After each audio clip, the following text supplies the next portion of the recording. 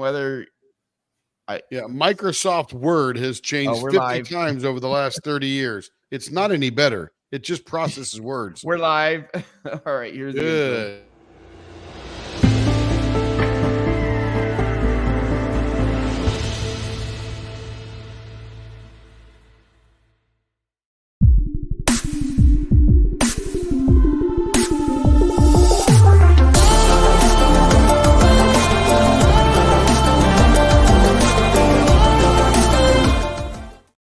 Hey guys, okay, so we're back. So we had some internet issues and StreamYard has changed things around and it screwed things up, but we're back. So doing good now.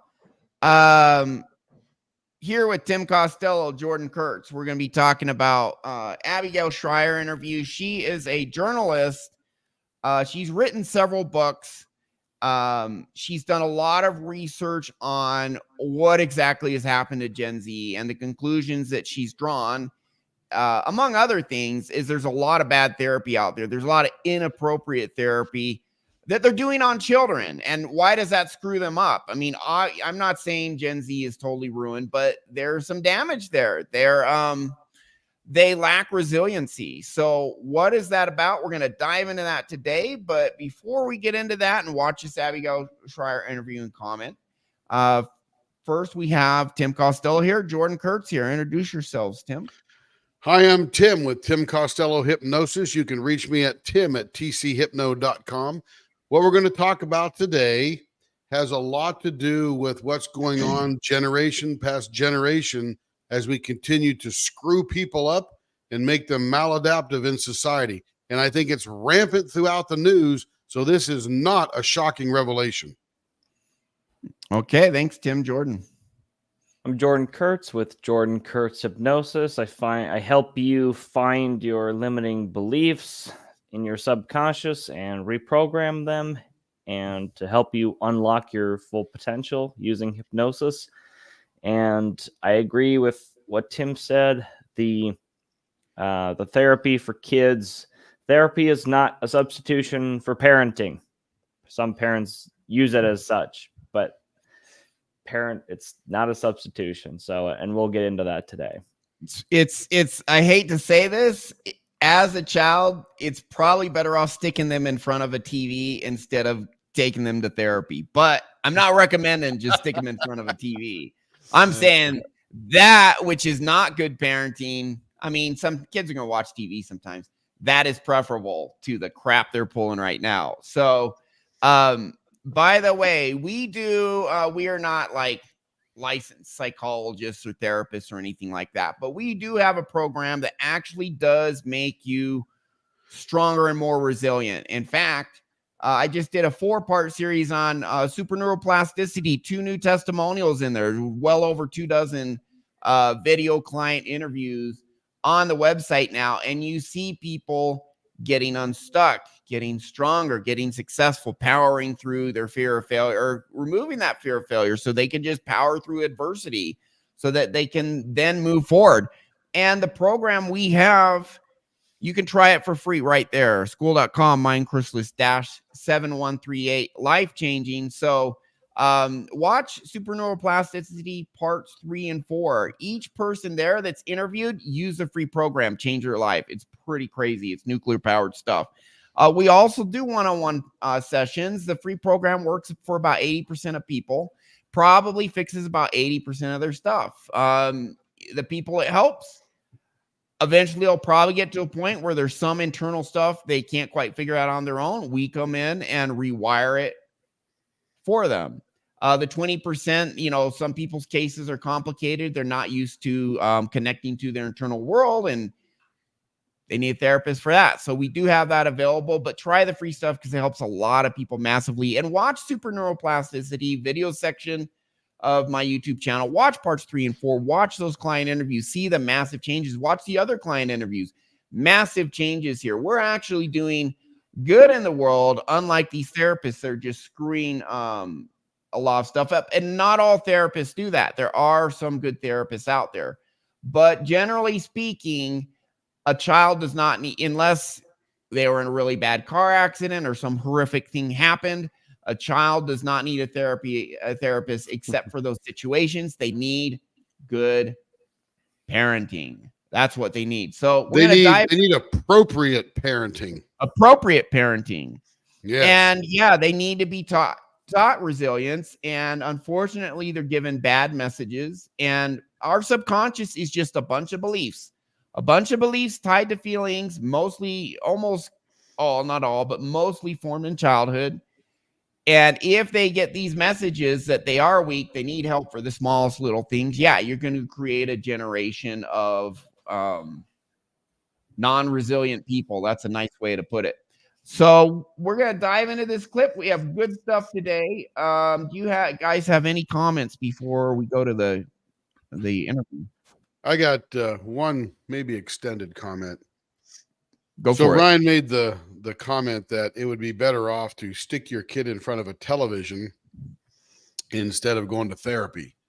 And I sort of believe that. But in absence of television or social media or whatever, that doesn't mean that's always a good thing either. If we look back to a very popular TV show on either the Learning Channel or the Discovery Channel, whatever, was 14 Kids and Counting. And of course, this series kept growing because they kept having Duggars, children. yeah. And this whole TV show is centered around a family named the Duggars, and very religious, very Christian based, no television, no social media, nothing, except they have a head narcissist as a parent with a codependent mother, and they're screwing up the kids. So yeah, that'll mess you up. So what happens is, as the kids get older, remember, you can only contain this when you can control it. But now the oldest boy, who is doing some CP, right, surfing around the web and finding the CP, he's now in prison because of that effort, molesting people, etc. A little bit of SA going on there. And then you've got the girls who are now after him because he was the oldest boy, and they're all disconnecting themselves from the family, seeking therapy, because they're all screwed up, and they're finding when they get out in the real world, it's a whole lot different than home. So yeah.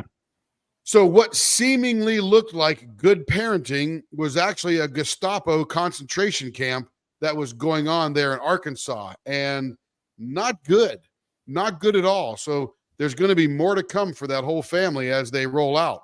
But yeah. So appropriate parenting is paramount. You can't feed your kids a bunch of garbage and expect that to work in the long run. Okay. Yeah. Absolutely. I feel like we should do an entire show just on parenting styles and how they affect people. Maybe next week. Yeah, maybe we'll do one. I know a long time ago you recommended looking at a clip on the Duggars and analyzing that, and maybe we should do that next week. Yeah. Yep. Or something like that. Plenty of them out there. Yeah. Yeah. Okay. So Jordan, any comments? You just want to dive into it? Sorry. We've covered Abigail Shier a few times, and I like her. She seems to have a pretty balanced perspective on these issues. I don't get the sense that she's super biased. It seems like she's done a lot of research on the subject, and she's sort of almost surprised in what she found, that these issues in therapy wasn't necessarily what she expected to find when she started researching it. So I think she's a really good guest to cover.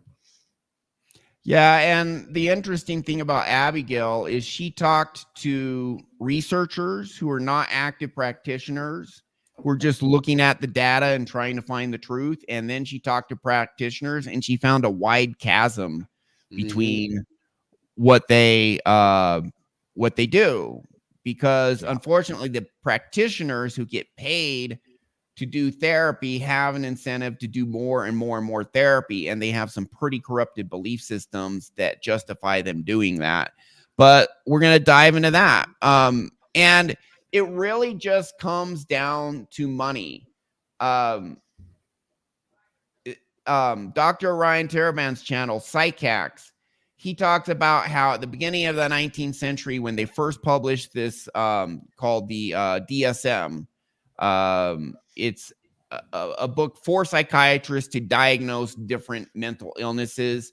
there were two types of mental illness. Now there's 300. And it's because each time there's a new category created, it's an opportunity for more and more and more money to be made. And it's not a coincidence that there is more and more and more therapy push where it shouldn't be pushed. We did a show with what is that lady, Dancing with the Stars? Cheryl Burke, is it? Yeah. Oh, yes. In therapy, 2 therapists weekly for 10 years, not getting better. But that is our current culture, just to get them, turn people into an annuity stream. So without further ado, let's go to this clip and take it away.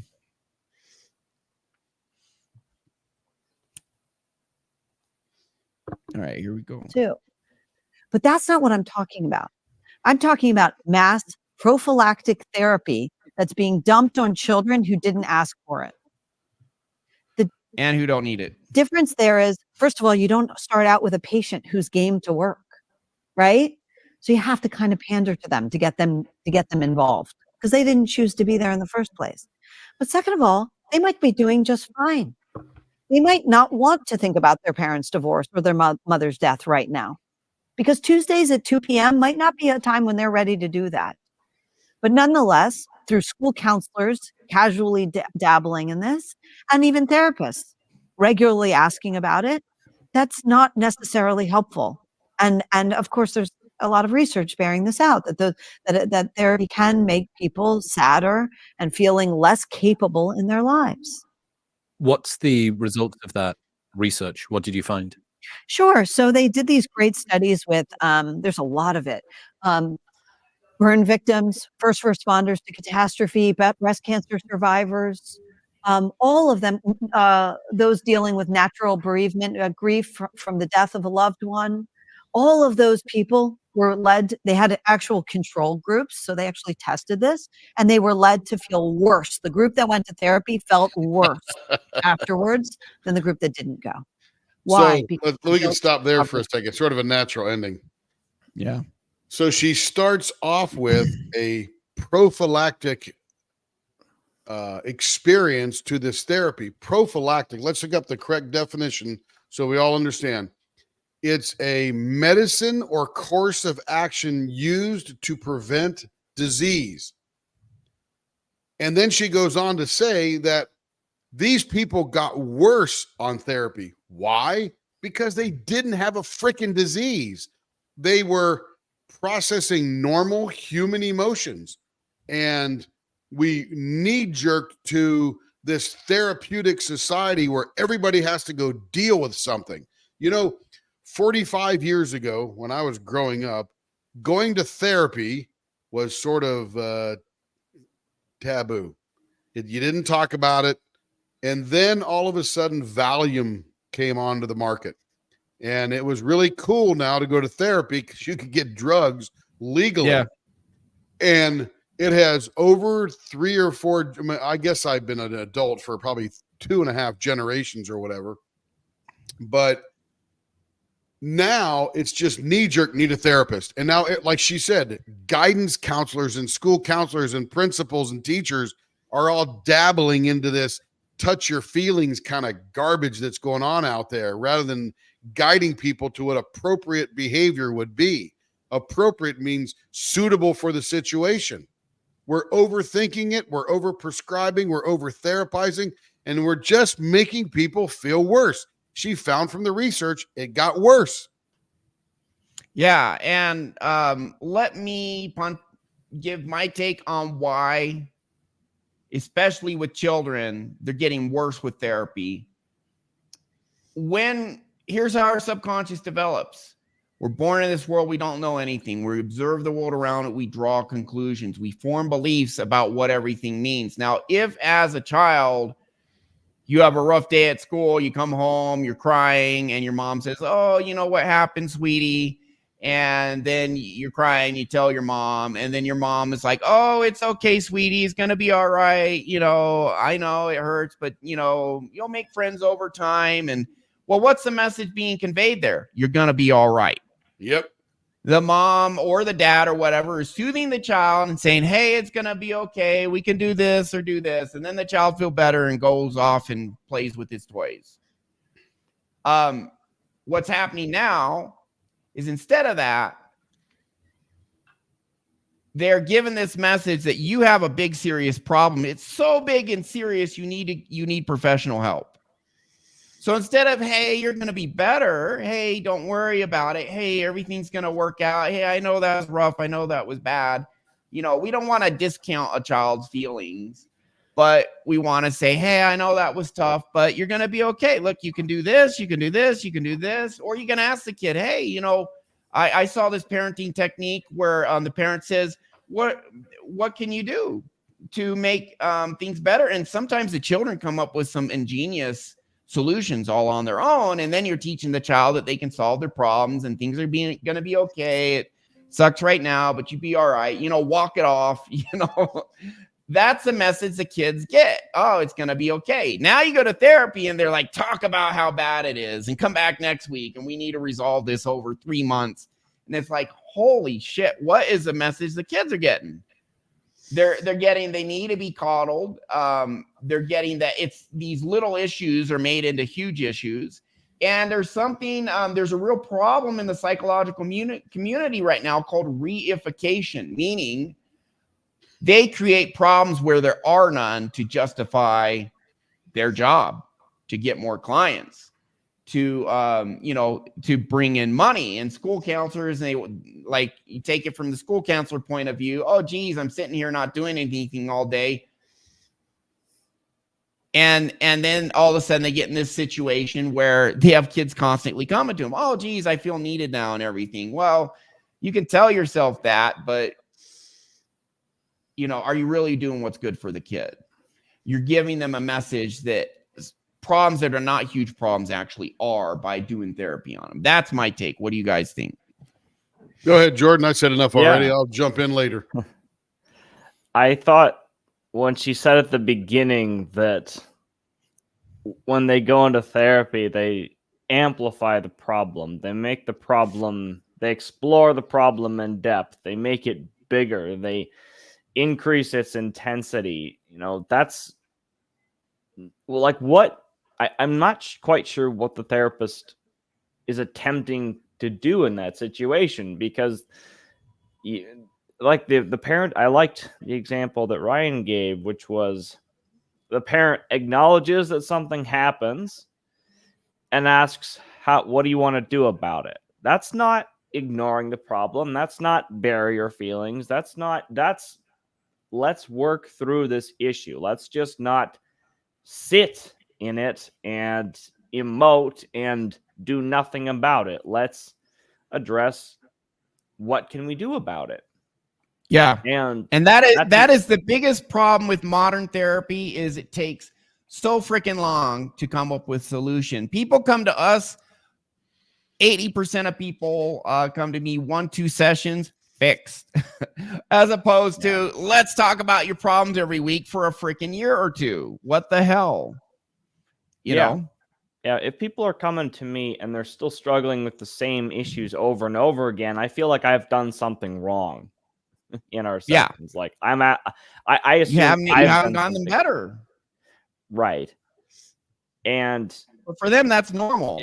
And you think about if you think about the difference in mindset between somebody who's you're teaching a kid that the appropriate way to deal with problems in life is to solve them and handle them, not to ignore them, but to deal with them. And that's I think a really healthy mindset, because it teaches the kid to not be afraid of pain or potentially failure or some degree of suffering, because they know they can get through it. It's like that idea of no matter what happens, I'm going to be okay.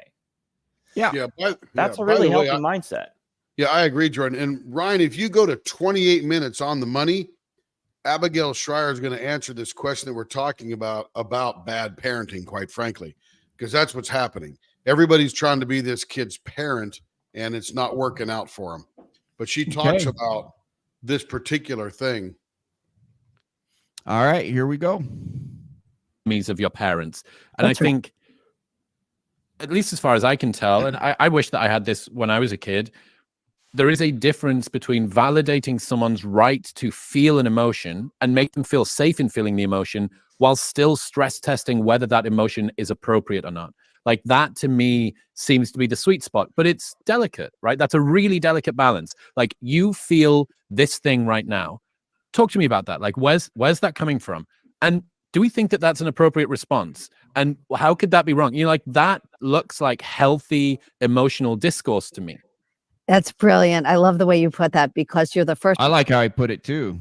person who's ever said to me that there has to be a balance between, tell me about your emotion, and also let's talk about whether that emotion is appropriate. And I'll tell you why. And no one, so few therapists in America seem to think that you ever are allowed to say, is that emotion appropriate? And here's the problem. They're directing a lot of parents and school teachers. And you know what? A child who shrieks and screams on a plane because he didn't get the snack he wanted needs to be told that's not appropriate.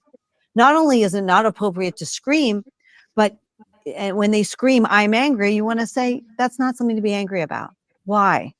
Because it's not an adult. You have to actually educate the emotions a little bit, which I know is completely verboten in therapy culture, but of course you do. A child needs to be told it's not appropriate to feel rage at your mother because she made something for dinner you didn't like, or you preferred something else. There's a time and place for rage, but that's not the place for rage. And then they sort of think, oh, okay, I get it. I should be frustrated, but not full of fury. I think Good right there. Yeah, this is something I tell people from time to time. We don't run away from our emotions, we master them.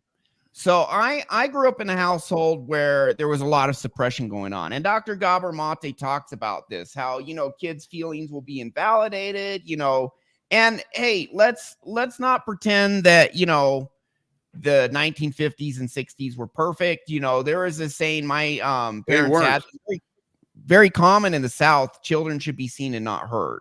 And that's wrong too. You shouldn't repress stuff, but on the other hand, don't just let the kid do whatever the hell he wants. You do need to find the balance, but look how they're working on it. They're not shaming the child for the child's feelings. They're having a discussion and helping the child say, hey, listen, yeah, this isn't right for this situation. There does need to be that balance. What do you guys think? Yeah. So go ahead, Jordan. I'll jump in. So I remember it was a couple shows back, we were talking about kids. I think it might have been actually Abigail saying about how kids need boundaries in their life so that they can thrive. They need to know, and parents set those boundaries. So they set, maybe a bedtime, dinner time, all these other things that keep the kid in some sort of order so that they don't have to think about that stuff, so they can just enjoy being a kid. And I like that example of being on a plane where this is appropriate way to act.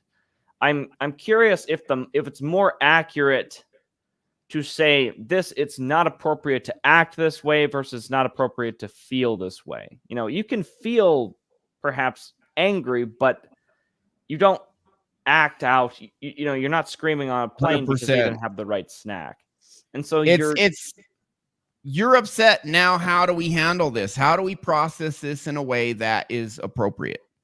Right. And the appropriate response is, we've all been on an airplane. It's like, I wanted apple juice instead of orange juice. Okay. I'm not going to scream. I'd be like, all right, well, that's okay. It's okay to feel disappointed and irritated, but how are you going to handle it? And I think that's where you teach the kid, okay, this is not an appropriate reaction to feeling this, and I think so I really liked how she phrased that. Yep. And that prepares a child for the real world. Absolutely. I'm going to go back just one step before that anger, throw out with the wrong cookie on the plane or whatever. When a child acts that way, they're acting that way for a reason. They've got some kind of wiring going on in their head that says, this is how I'm now going to act. They might have seen it on TV, heard it on a podcast, seen it on a radio show. Who knows? Because we think things on TV are appropriate, right? The way they're acting. The reality is, and Ryan made this point, I'm not going to invalidate the thing that you're feeling right now, but we're going to talk about it so that you can understand what the difference between anger should be. And there is righteous anger out there in the world that needs to be applied, but not all the time. And by the way, like Jordan said, you can feel frustrated that you didn't get that cookie this time, but guess what? There's going to be another time that there will be an opportunity presented that you're going to get that cookie and you'll be happy. That's the two different feelings. Don't invalidate what they're feeling, but figure out how to get them through that right now. How to help them master the emotion. Parenting is very hard. So I can't imagine, I don't know how we did with our kids, and they're doing okay and all that kind of good stuff, but I can't imagine that I had that thought. Now, we didn't have any kids that had outbursts like that, but there's some pre-programming before that going on when the kid finally gets that way, right? So somehow you got to go back in the beginning and you've got to guide them along and help them with their feelings long before they get that cookie on the airplane they're not satisfied with. And like Jordan said, you can be disappointed, you can be frustrated, but here's how you act appropriately when those feelings pop up. So parenting is hard, really hard. And most of us don't come equipped to just jump out there. We're 19, 20, 21, 22, 23. When it sort of gets rolling, you're a couple of years out of high school. You didn't learn anything there about this kind of stuff. How do you learn this stuff? You start reading books. How many freaking books do you have to read before you finally figure out what the truth is? So what do? We help unwind all that bad parenting. Yeah. Yeah. One problem with the breakdown of communities and extended families and whatnot is it used to be the grandma and grandpa, the older, wiser generation would help out mom and dad when they're new parents to make them better parents and to assist in raising the children to a degree. A lot of that's just disintegrated. Like a lot of people don't even have a lot of friends anymore, let alone an extended family, close community that we used to have. And, like with feminism, they're like, cast off the patriarchy. It's like, well, here's a whole section of wisdom that we're just going to screw that. You go, girl, you do whatever the hell you want, because all their advice is really pressing you. And it's like, you know what? The advice of a lot of dads and granddads actually is really good advice. Now, some of those people are abusive people. Yep. But don't throw them all away. So any like broad label like, oh, the patriarchy is all bad, or it's kind of like saying all women are all bad. Well, that's not true. I don't think all women are bad. There's some really good women out there. So don't say the patriarchy is all. And, honestly, there's a lot of things men can learn from women, a lot of things women can learn from men. But our society has degraded to this point where, we're not going to listen to the older generation. And hey, they do get some things wrong, but a lot of this wisdom has been lost. And instead of these extended family relationships, these older, wiser people helping out and listening to their guidance, now you have some therapists who really doesn't give a crap about you. And really their number one goal is to get as many clients as possible. And that bias is because they make more money that way. That bias is going to screw things up. Yep. And it absolutely has. So imagine a generation, and not everybody in the generation, but a percentage of that generation being dropped off at daycare at 12 weeks old. Yeah. Could you imagine the abandonment, the lack of love, empathy? I mean, people in daycare are just there to make sure you live to the end of the day and that your diaper is changed. That's about it. And you get a bottle now and again or something like that. Yeah, they'll knock off your checklist. You're this just time a is snack revenue. time. You're just a revenue stream for them to get paid. That's it. It's unfortunate. Okay, so let's see. Is there another timestamp? Yeah, let's go to you have 2553 is Yeah. yeah, that'll talk about CBT, or do you want to do 3445, Tim? Let's let me jump back into my notes here. Let's go to 2553, because the point we want to make is this guy's putting CBT out as the gold standard, and their gold standard just ain't good enough, quite frankly. Yeah. CBT has its uses, but Yep, 100%. it has some huge limitations too, unfortunately. I hate it when they call it the gold standard. It's like, it's not the best thing out. It's the best thing the mainstream knows of. Playing therapist to the counselor to actual therapists, I believe, are encouraging this in young people. No video. There's lots of types of therapy that What's don't. that? No video. Here we go. Involve emotions. All right. CBT, it's pretty well tested. It seems to be pretty robust. The guy that made it originally was trying to overcome approach anxiety for Let's chatting stop up women. there. It's pretty good. So he makes this statement that it's well tested. No question that it is out there. It is out there heavy, and it is well tested.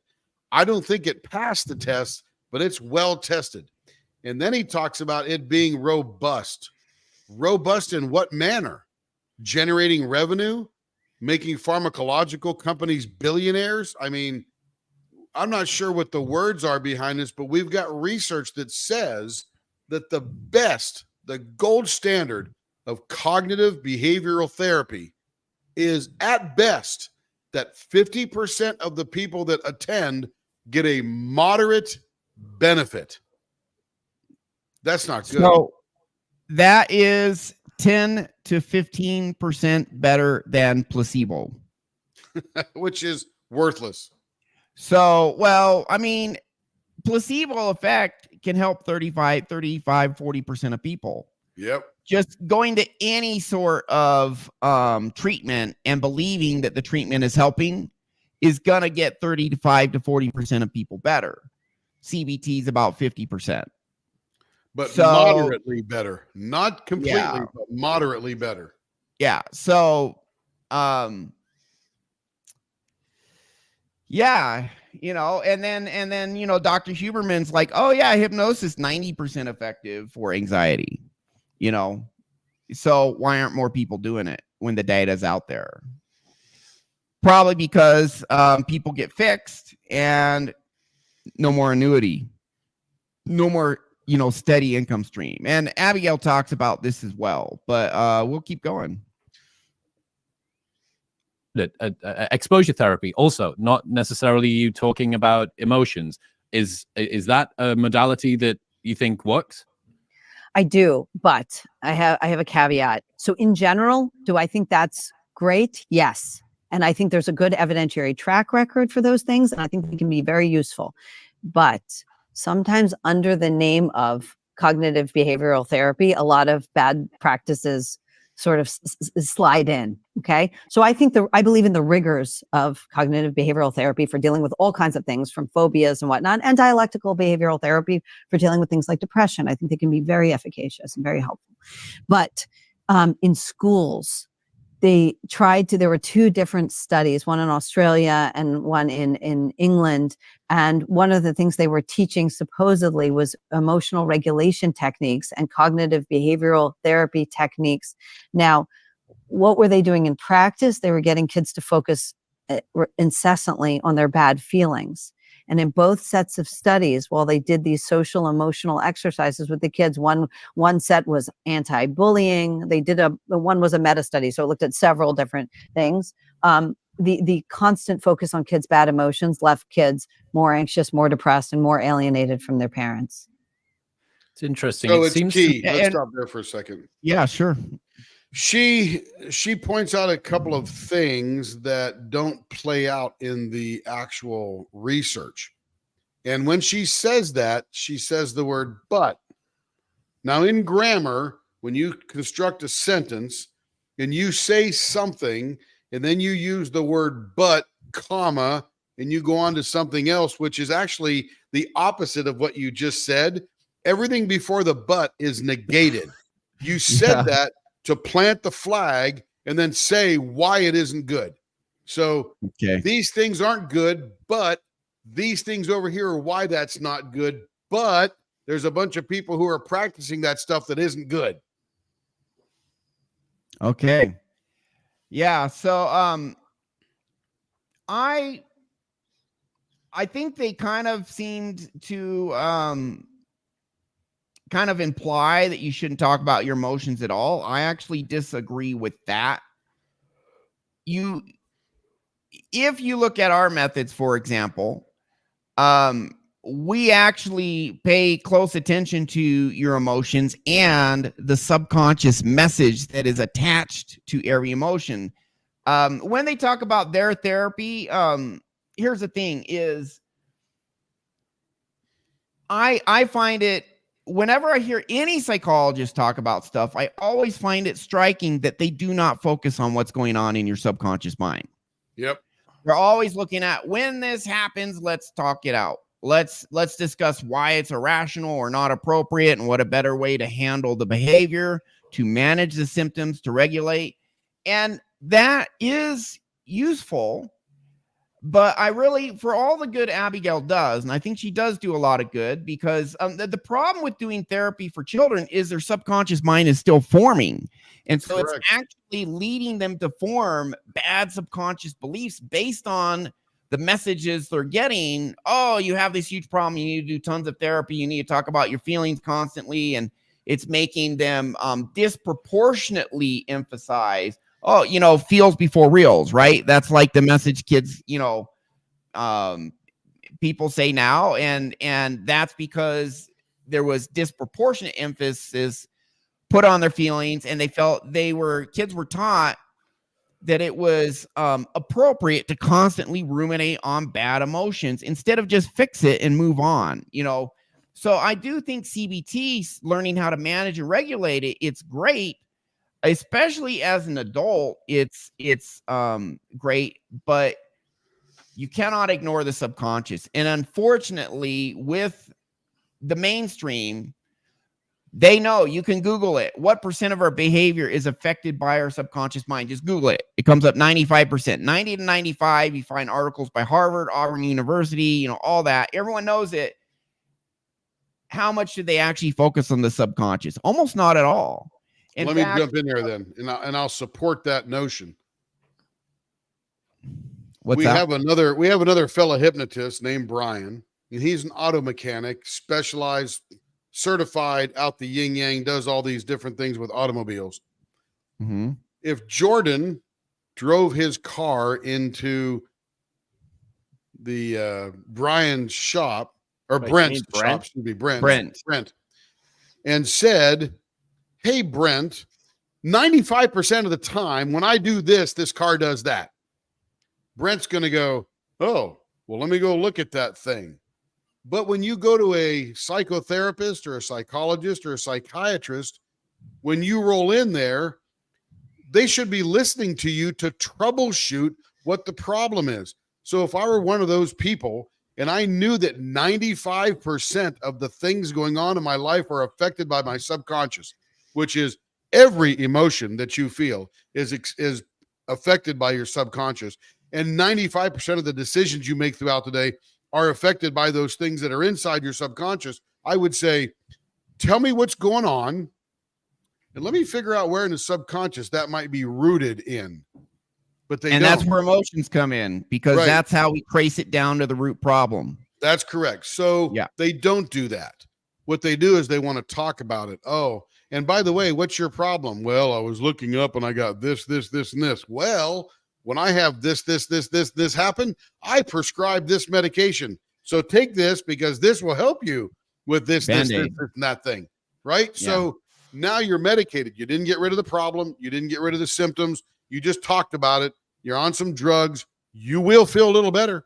You'll be numb. They give you painkillers for your cancer. That's right. You'll be goofy, so on and so forth. So if I reversed that situation and somebody came to a psychologist and said, "Here's what I'm dealing with," and I would, the psychologist, I'd go, I know this hypnotist right there, and these hypnotists are able to engage all 5 parts of changing that brain wiring that's miscorrected or is miscorrect or incorrect, go to them first and have them talk about this emotion that you're dealing with and where that rooted from. And we break it down into 5 different categories of subconscious trauma, which are mostly based on toxic shame. So we can dive in there and fix that. And by the way, when you're done with that hypnotist, come back to me, because now we're going to talk about the things that you've been practicing your whole life to negatively affect your life. Because just because we fix you and we help you repair yourself, quite frankly, guess what? You're going to rewire that brain if you continue to negatively talk about yourself or put yourself down or have those self-doubts. So that psychologist and psychiatrist now become really critical in your path. But you know what? You won't be with them for 10 years. You'll be with them for probably 6 months, and then you're out, and then you're repaired, and you're on a better track of being more adaptive to society and yourself than anywhere else. Yeah. So you have something to say, Jordan? Yeah, well, you Looked might like get you out did in 6 before I months dived if in. you're not, if you find a therapist who actually wants to get you out. And the therapist might say, oh, well, we're not incentivized to keep repeat clients. We constantly have new clients wanting to see us. I can't handle the amount of clients that are coming my way. I have waiting lists and all that stuff. It's like, yeah, but if it's more about your methods themselves are designed to extend the problem as long as possible. You might not want that to happen, but even by using the very methods you're using, you are implicitly responsible for this person's issues being extended out much longer than they otherwise would have needed to. And I also find it interesting that certain therapists, if I've been to see you for multiple years and I'm still not improving, and the therapist recognizes that. I mean, if I had a client that had come to see me in hypnosis and we'd done 3 or 4 sessions and no change had happened, I would send them to Tim, or I'd send them to Ryan and go, I don't know what I'm doing wrong. Clearly, I would send them to somebody else, because I owe a responsibility to the client to help them as best as possible. Get them some sort of solution. Yeah, and maybe the best way I can help them is to not directly help them, but to send them to somebody else. Yeah, I find it right. And are there no guidelines within CBT and this kind of therapy that says if the client is no better within X amount of time, you have to send them to somebody else? That might, maybe if that rule just exists, that might help change things for the better. I think the answer was what you just said. If your subconscious, and most people believe it can't be changed, even though that's wrong. Well, there's a massive amount of data 95% of your directions throughout the day. How could cognitive behavioral therapy overwhelm the subconscious when the cognitive conscious world runs at 40 beats per second and your subconscious runs at 40,000 beats per second? Who wins that race? Hands down, your subconscious wins out. You can try, and we've all seen it. You can tell yourself how great you are, how confident you are, so on and so forth, and it'll work for a while. But guess what? That subconscious is coming back out loud and proud, and it's going to tell you what to do. Yeah. So, and just to kind of take it back, all good points, guys. The original point I was driving for was simply focusing on traumatic emotions is just going to magnify it. Yep. However, emotions, instinct, intuition is all our subconscious communicating to us. And there's always a message, a narrative, a belief tied to any emotion you have. So what we do is we focus on your emotions to figure out what that subconscious belief in you is, and then we go fix it. But merely focusing on the traumatic emotion over and over and over terrible because you're not fixing it. You're just bringing it to the surface and amplifying it. And that's where Abigail comes in. And then with, psychiatric drugs, CBT, it's symptom management, behavior management, symptom management is not fixing the root issue. So is there more on this clip, or do you want to go to the next? There's enough on 34? that one. You can go to that next one. It's 34. 45. 45. All right. Here we go. So my contention is that actually a lot of what flies under the rubric of treatment is actually making things worse. Where have you drawn that direction of causation from? Is there any research? Is there any evidence on that? Yeah, sure. So a few places. So why do I think that it's not just they're not just coinciding, they're making it worse?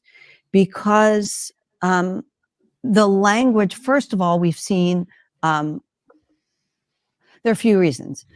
First of all, we've seen a rapid rise in treatment with no dent in rates of depression, but it's more than that. It's not just that depression isn't going down. It's that more people are exhibiting the behavior of depression by talking about their pain, by ruminating about their pain, by sharing and dwelling on their pain. That's the biggest symptom of depression. And that is exactly what we'd expect to see from people who are induced in the practice of cultural therapy, meaning not necessarily, many of them are getting it from an actual therapist, but some of them are just getting it from their teacher. The idea of constantly sharing with their problems. But also you see it in their language, the way they're understanding themselves and each other. You're seeing people who are pathologizing normal life, who are seeing themselves as unwell and sick all over the place. And when they say they're unwell, they sound like amateur shrinks. They're using the language of psychotherapy. So at the very least, what we're seeing— Isn't it funny? They call these safe places, but they're actually doing a lot of harm. Safe places. So we can do a little intro there. So she mentions right at the beginning of that clip, I'm going to go look it up so I can get her words. Safe I'll look spaces. at the transcript. She says, she starts off with, there's a stark, rapid rise in the rates of depression. And the question is, why are these two things coinciding? Is not just happenstance. We know at the very least treatments don't seem to be effective. So her contention is actually a lot of this treatment, what flies under the heading. And then she says, wait a minute, thinking of a new word, rubric of treatment. So what's a rubric? So everybody understands that word. Rubric is typically an evaluation tool or a set of guidelines used to promote the consistent application of learning expectations, learning objectives, or learning standards. And this particular definition is about classroom, but you could put the word treatment in there, or psychiatric help or psychological help. So what's happening is our people are showing up at a safe place to get help, and the person trying to help them has this set of guidelines and evaluations to say, here's what you got. And then they're prescribing some information and maybe some prescription, and we'll see you next week. Take this drug. How you feeling? Well, I feel better now. Well, sure you do, because you just, deadened the symptom type of thing. So she talks about this rubric of treatment is actually making things worse. And then he asks, where have you drawn that conclusion from? And she goes on that we heard her. So it's key. Jordan even said it before. If you keep going and keep going and keep going and don't get better, or don't get better in any kind of measurable way that's helping you. And by the way, I know friends that have on drugs for 10 years. They're not getting any better. Yeah. Well, I'm doing better this week. Well, I'm doing not so good this week. Well, I'm doing better this week. And it goes up and down, right? It's sad that they can't get out of the rut. Why can't get out of the rut? Because the rut is made to keep them there to get money out of them, period. What's driving it? Insurance companies, pharmacological, all that kind of stuff. They're creating the rubric that she's talking about. And Yeah, if you so- think about, Go ahead. so if we think about the chain of what's going on here, it's people who are uninformed about the subject. So teachers and to some extent counselors trying to handle situations that they are not knowledgeable about, that they don't understand. They're being given information from people who are authority figures, who are mistrained, who and they don't know any better. That's the thing. What happens when your authority figure on the subject is wrong, and doesn't know that they're wrong and thinks that they're right? And so now it trickles down from the source, right? And so it's the kids can't escape it, and that has to trickle down into the parenting as well. You know it. And so now you have many of the adults that are around these kids acting the same way that these poorly trained therapists have advised. They can't get out of it. And if you have a parent that seems to disagree with that, they will be, or like that treats them differently, they will be ignored or ostracized, or the kids will be told, oh, don't talk to them, they don't know what they're talking about. And so kids are a very vulnerable population, and so we have to be a little smarter about how we address these issues, I think. And here's what on top of that, Jordan, you talk about that web you're stuck in, and now slightly narcissistic mom who has destroyed this kid and now taking him to therapy, right? Goes to school and go, well, my Johnny, blah, blah, blah, went to see Dr. Jones and he's got him on this drug kind of thing. And now this non-professional, now pseudo-professional, unknowledgeable type of person is going to spread this gospel to somebody else. And that somebody else is going to go, oh, well, my Sally's acting like this. Maybe I need to take her to see Dr. Jones as well. And it becomes rampant. So it's not just in that family, it spreads throughout the schooling.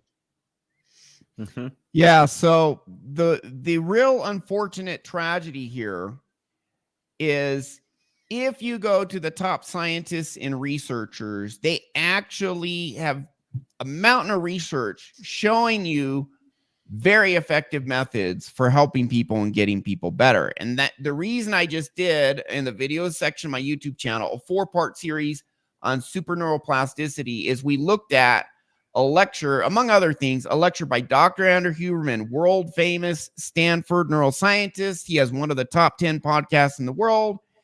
And one of his earliest podcasts was about, here's how you get your brain in a certain state so you can rewire it and you can fix all this stuff. And it's not only his work, but he was citing research that all these other scientists did that proves you can do this. And Dr. Huberman, huge on hypnosis because he knows it's super effective. His colleague, Dr. David Spiegel, a licensed psychiatrist, he is on a couple different medical boards at Stanford. We're talking world class. Stanford is one of the best universities in the world. The guy is huge on hypnosis, and they have a ton of science and data on it. Also psychedelics, MDMA and these other psychedelics can be massively beneficial and helpful. Now, I'm not saying just go out and take some because you can't have a bad trip. You have to be a little careful with psychedelics. But it's really ironic that they have these massive therapeutic uses. They're talking about how 2 psilocybin doses take people who are extremely depressed, like clinical diagnosis, extreme depression, like extremely suicidal, hopeless, all of this. 2 of those, 65% of them, depression, massively down. And honestly, oftentimes we do that in 2 sessions too. And yet that drug is illegal. It's a freaking plant. That plant, or I think it's mushroom, illegal. Yep. MDMA, illegal. It's against the law to take this stuff that's massively more effective than the legal prescribed methods. It's ridiculous. And the researchers know it. The studies have been done. The data is out there. That's why I did my 4-part series. I pick apart everything he says and all the data and everything else, show you exactly the conditions that must be met as an adult. And if you meet it, You can now literally, that part in your brain that has that's triggering anxiety or like anger management, whatever, you go in and you just freaking change it, and then it's gone and it's better. Usually in one session. Doesn't mean we get everything. I typically fix 2 to 4 issues. You might have 50 bad subconscious programs, but what we fix is fixed permanently, and we fix the big ones first. Yep. So, yeah, the scientists know this. I don't know why Abigail doesn't research into this science. I wish I could push her and say, hey, Abigail, you seen how bad the practitioners are and all the crap going on. Now dive into the deep science that is there to see what actually works, Abigail, please. But that's what we're doing. Everything we do is actually backed by world-class research and scientific data. And that's why we get such massive results. It's not a fluke, and they know about it, but it is not practiced. It's ridiculous. It's crazy.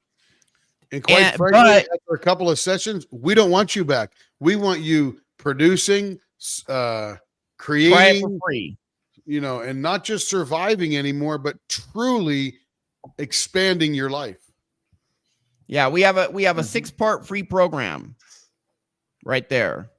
And it's actually massively getting people better. Yes, it is do it yourself. 20% will need more one-on-one guidance, but it's free because we want to change the world, and we know it will. Our channel's growing. So, we're getting close to the 1 hour mark. Abigail's doing great work. She's exposing this corruption in our society. And I think it boils down to ultimately people placing ignorant people making money above helping people. And the more these, the more people need drugs, the more people need psychotherapy, the more money those disciplines make. And that's why the DSM started out only 2 types of mental illness, now 300. It keeps expanding. They're doing reification, which means they are creating problems where there are none. And Dr. Ryan Taraban, doctor of psychology, his YouTube channel, Psychax, he recently posted some videos talking about that. They're creating crap out of nowhere so they can make more money. So you can pay them for a solution when there's not even a problem, but they create a problem. And then these kids grow up in that environment, and then they really have a problem, and then they have to come to us. It's insane. But any final comments, Jordan or Tim? So I'll make one short one. If you are out there and you are struggling, get to the link that's in the description below, which is the same link that's in front of Ryan right there. Click on that, join the community, watch the videos, download the audios, download the documents, start plowing through this stuff. And I'm telling you, you will solve a lot of your own issues all by yourself. Use it seriously. Take it seriously. Use it seriously. It's not a joke. This is real serious scientific stuff that you can massively help yourself with. Costs you nothing. And I'm telling you, it'll pay you back 100 times more than it costs. Watch the client interviews. Right. Yeah. Watch the interviews, all that over good 2 stuff. dozen clients on our channel. It changed their life rapidly, like boom, like that. But the key is to get there and dive in, and in a few weeks, you'll figure it out. On top of that, if you get to the point where this isn't helping you because you might not be able to be figuring it out and understand sort of the logic that's going on behind it, reach out to any one of us. We'll either guide you through it, or we'll schedule a session with you, which will cost you money, but it'll be paid back 10 times over in productivity and lack of pain and just having a better life, quite frankly. So check it out. One or the other. Either you do it yourself or we help you through it. Jordan? Yeah, I think Abigail will be on our side eventually. We'll get her on the show soon. She's an honest person. Yep. Yeah, I get that impression as well.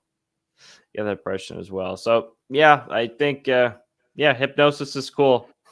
Do it. Hypnosis is cool when it's done right. Not all it's like hypnosis is like saying, well, I paint with oils. Okay, right. What do you paint? You have to do it correctly. You have to use the correct techniques in the correct manner, correct application. That is all incredibly important. But all we do is we show you how to go in and rewire your brain.